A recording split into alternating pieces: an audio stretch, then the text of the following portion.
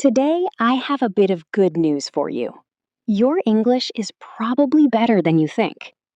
If you're somebody who's ever wondered if you have a strong accent or you don't have a large enough vocabulary to speak with people, then listen carefully because in today's video, I'm going to share something with you that might surprise you.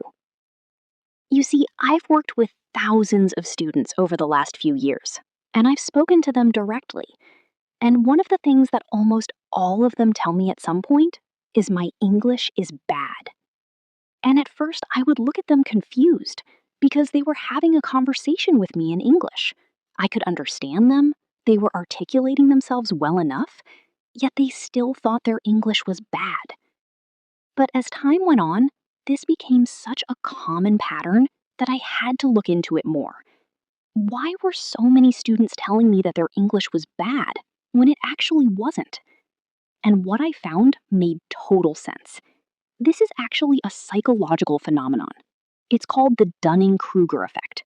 Maybe you've heard of this before. The Dunning-Kruger effect is when less skilled people overestimate their abilities, and those who are more capable underestimate theirs. That sounds crazy, I know. That almost sounds counterintuitive.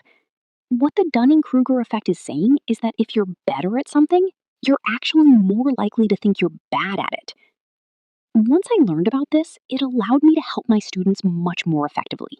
Because language is so psychological. Language is not just grammar, it's not just vocabulary, it's not just how you move your mouth to pronounce sounds correctly. No, it's confidence. It's how you feel about yourself, what kind of image you project to other people. And ever since realizing this, I focused a lot more on the psychological aspects of learning a language. Another common theme that I've noticed is that students often compare themselves to native speakers, but not just any native speaker, the best and most well spoken native speakers. They watch a Hollywood movie, they see an actor delivering their lines perfectly. And of course, movies are scripted, and they're not representative or reflective of real life. And you see that and you think, wow, my English is nowhere near that level. I must be bad. But if you think about it for a moment, the average native speaker doesn't speak like that. Native English speakers use filler words all the time, like like, and they even use incorrect grammar or spell things the wrong way. I'm guilty of this too. I'm not perfect. So stop comparing yourself to an impossible to achieve ideal. Another exercise you can do is to take a step back and to disconnect from yourself. Imagine you're a fly on the wall and you're watching yourself communicate with other people in English. But instead of just focusing on you, you're watching the other people speak. You're listening to what they have to say. And you're disconnecting from your thoughts and your feelings in that moment. I want you to treat yourself like you would treat anybody else in a conversation. You probably don't judge other people. You probably aren't as focused on their mistakes, their pronunciation, their vocabulary as you are on your own. So take a step back and try to disconnect from that. Lastly, if you can understand what I'm saying in my videos, your English is good. You have a strong foundation.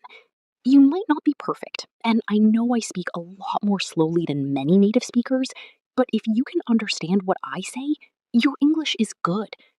Real world conversations are naturally messier. You have distractions, you have background noise. So, yes, if you're watching me here on YouTube, you might be better able to understand me than if we were on the street or if we were in a different environment. But that doesn't change anything. If you can understand me, your English is good. You have a solid foundation, and you need to stop underestimating your abilities. I hope this video could serve as a little bit of motivation. If you found it useful and you haven't yet subscribed, make sure to subscribe to English at the Ready here on YouTube. Leave a like and let me know in the comments. Hope you found this video useful, and I'll see you in the next.